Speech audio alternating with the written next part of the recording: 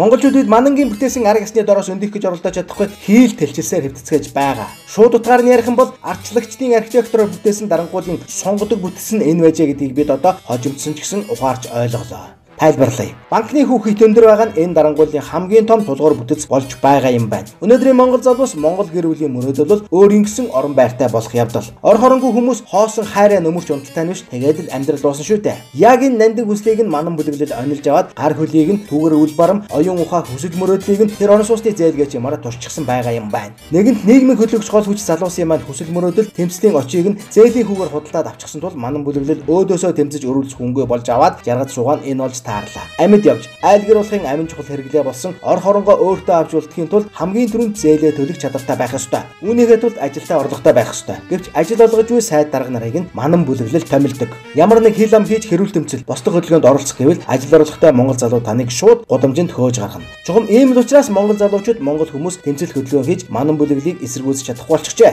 Эсэргүүцвэл ажилласаа хөөгдөн, ажилгүй бол зээлээр орсон байрнаасаа хөөгдөн. Тогтолцоо нь ердөө энэ байж. Зээлийн хөг өндөр байлгаж түүгээрээ нийгмийн хөдөлгөгч гол хөвж болсон залуусыг ор хорон оож хаягаар нь 30-40 жилийн турш барьцаалсан банкны энэ муухай бодлогыг өөрчлөхгүйгээр улс орныг өөрчлөх нь юу л бол. Нийгмээ өөрчилж ард иргэдээ энэ муухай боолын гинжнээс сулсан цагтал залуус нэгдэн нэгтрах босуу. Асуудлын гол нь эндээ л байгаа юм байна. 30 жил байрны зайл хэмэх боолын гинжийг хүзүүндээ зүүж явна гэд одоодны үзтэй тамин.